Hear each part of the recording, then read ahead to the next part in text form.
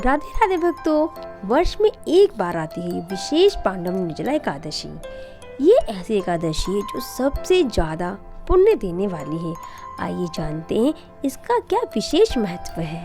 निर्जला एकादशी का महत्व। निर्जला यानी यह व्रत बिना जल ग्रहण किए और उपवास रखकर किया जाता है, इसलिए यह व्रत कठिन तप और साधना के समान महत्व रखता है। हिंदू पंचांग के अनुसार वृषभ और मिथुन संक्रांति के बीच शुक्ल पक्ष की एकादशी निर्जला एकादशी कहलाती है। इस व्रत को भीमसेन एकादशी या पांडव एकादशी के नाम से भी जाना जाता है। पौराणिक मान्यता है कि 5 पांडवों में से एक भीमसेन ने इस व्रत का पालन किया था और वैकुंठ को गए थे, इसलिए इसका नाम भीमसेन एकादशी भी हुआ है। सिर्फ निर्जला एकादशी का व्रत कर लेने से अधिक मास की 2 एकादशी सहित साल की 25 एकादशी व्रत का फल मिलता है। जहां साल भर की अन्य एकादशी व्रत में आहार संयम का महत्व है, वहीं निर्जला एकादशी के दिन आहार के साथ ही जल का संयम भी जरूरी है। इस व्रत में जल ग्रहण नहीं किया जाता, यानी निर्जल रहकर व्रत का पालन किया जाता है। यह व्रत मन को संयम सिखाता है और शरीर को नई ऊर्जा देता है। यह व्रत पुरुष और महिलाओं दोनों द्वारा किया जा सकता है। दिन भर इन बातों का ध्यान रखें। अगले दिन सूर्य तक पानी नहीं पिए, दिन भर कम बोले और हो सके तो मौन रहने की कोशिश करें। दिन भर ना सोए, ब्रह्मचर्य का पालन करें, झूठ ना बोले, गुस्सा व विवाद ना करें। भक्तों, अगर अभी आपने मेरा चैनल सब्सक्राइब नहीं किया है तो सबसे पहले मेरे चैनल को सब्सक्राइब करें, वीडियो को लाइक करें, शेयर करें। आइए सुनते हैं निर्जला एकादशी व्रत की कथा। श्रीमन नारायण नारायण हरि हरि, श्रीमन नारायण नारायण हरि हरि, श्रीमन नारायण नारायण हरि हरि। व्यास मुनि के पास जाकर भीमसेन ने पुकार की, मेरी पूज्य माता। नहीं, गलत। निर्जला एकादशी व्रत कथा। व्यास मुनि के पास जाकर भीमसेन ने पुकार की कि मेरी पूज्य माता कुंती व पूज्य भ्राता युधिष्ठिर तथा अर्जुन, नकुल, सहदेव, द्रौपदी सहित एकादशी का व्रत करते हैं और मुझे भी शिक्षा देते हैं कि तू अन्न मत खा, नरक में जाएगा। आप विचारिए मैं क्या करूं। 15 दिन के बाद ये एकादशी आ जाती है और हमारे घर झगड़ा उत्पन्न हो जाता है। मेरे उदर में अग्नि का निवास है, उसे अन्न की आहुति ना दूं तो चर्बी को चाट जाएगी।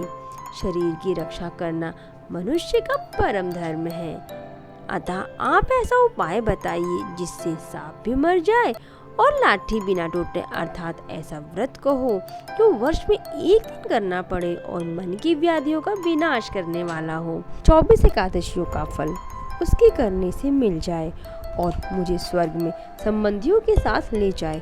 व्यास जी मुस्कुराए और बोले, जेठ मास के शुक्ल पक्ष की एकादशी का नाम निर्जला है। इसमें ठाकुर जी का चरणोदिक वर्जित नहीं है, कारण कि वह तो अकाल मृत्यु को हरण करने वाला है। जो निर्जला एकादशी का व्रत श्रद्धा सहित करता है उसे 24 एकादशियों का फल मिलता है। इस व्रत में पितरों के निमित्त पंखा, छाता, कपड़े का जूता, सोना, चांदी या मिट्टी का घड़ा, फल, फूल इत्यादि दान करना चाहिए। मीठे जल का प्याऊ लगा दे, हाथ में सुमरनी रखें, मुख में ओम नमो भगवते वासुदेवाय इस 12 अक्षर महामंत्र का जाप करें। ध्रुव भक्त का गुरु मंत्र यही था। श्रीमद् भगवत पुराण का सार यही है।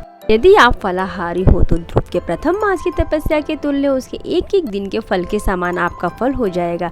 यदि आप पावनहारी रह सकते हो तो ध्रुव के 6वें मास की तपस्या के समान फल होगा। श्रद्धा को पूर्ण रखना, नास्तिक का संग ना करना, दृष्टि में प्रेम का रस भरना, सबको वासुदेव का रूप समझकर नमस्कार करना, किसी के दिल को ना दुखाना, अपराध करने वालों को दो क्षमा करना, क्रोध का त्याग करना, सत्य भाषण करना। जो हृदय में प्रभु की मूर्ति का ध्यान करते हैं और मुख से 12 अक्षर मंत्र का दान करते हैं वह पूर्ण फल को प्राप्त करते हैं। दिन भर भजन करना चाहिए। रात्रि को रासलीला, कृष्ण लीला, कीर्तन के सहारे जागरण करना चाहिए। द्वादशी के दिन ब्राह्मणों को दक्षिणा दे, फिर उनको भोजन खिलाकर उनकी परिक्रमा कर ले। अपने पग का फल अश्वमेघ यज्ञ समान हो, ब्राह्मणों से ये वर मांग ले। ऐसा श्रद्धा भक्ति से व्रत करने वाला कल्याण को प्राप्त होता है। जो प्राणी मात्र को वासुदेव की प्रतिमा समझता है उसको मेरी कलम लाखों प्रणाम के योग्य कहती है। निर्जला का महत्व सुनने से दिव्य चक्षु खुल जाते हैं। प्रभु घूंघट उतार कर मन के मंदिर में प्रकट दिखाई देते हैं। ये कथा ब्रह्मवैवर्त पुराण में वर्णित है।